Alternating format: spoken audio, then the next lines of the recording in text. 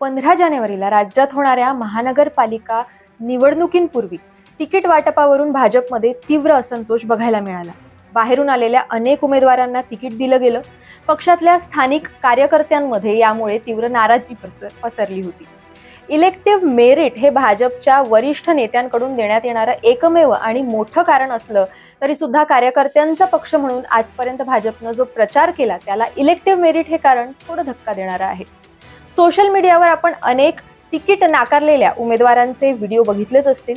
30 वर्ष पक्षासाठी अविरतपणे काम केलं, नोकरी सोडली, पक्षाचं काम करताना व्यक्तिगत आनंद बाजूला ठेवले, असे अनेक कॉम्प्रोमाइज या इच्छुक उमेदवारांनी बोलून दाखवले.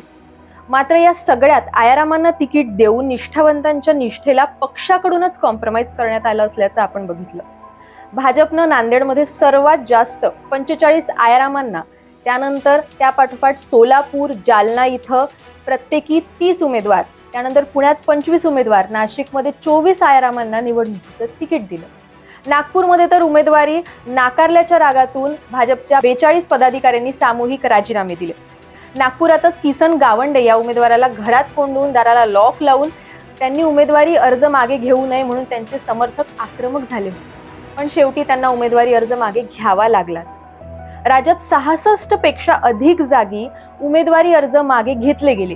यावरून सत्ताधाऱ्यांकडून यंत्रणांचा जो वापर आहे तो करून उमेदवारांना आपल्याकडे वळवण्याचा प्रयत्न केला जातोय का, असाही प्रश्न निर्माण होतो. गेल्याच आठवड्यात नाशिक, छत्रपती संभाजीनगर इथं सुद्धा भाजपच्याच कार्यकर्ते पदाधिकाऱ्यांनी त्यांच्या वरिष्ठ नेत्यांच्या गाडीला घेराव घातला, उपोषण केलं, काहींनी तर आत्मदहन करण्याचा प्रयत्न सुद्धा केला. पण त्याचा परिणाम शून्य झाला. भाजपची सत्ता येईपर्यंत कार्यकर्त्यांनी जोर लावून कामं केलीत. त्याचं फळ जे आहे ती मिळायची जेव्हा वेळ आली तेव्हा बाहेरून आलेल्यांच्या हातात तिकीट पडलं. याचा अर्थ असा समजायचा का की भाजपच्या वरिष्ठ नेतृत्वाला ठाऊक आहे की कट्टर कार्यकर्ता हा पक्ष सोडून कुठेही जाणार नाही, कारण त्याच्याकडे सध्या दुसरा कोणता पर्यायच नाहीये. उलट बाहेरचेच 2 पक्ष जे आहेत ते भाजपच्या हाती आहेत. त्यामुळेच त्यांनी आयारामांना, अधिकाधिक आयारामांना उमेदवारी देण्याचं धाडस केलं.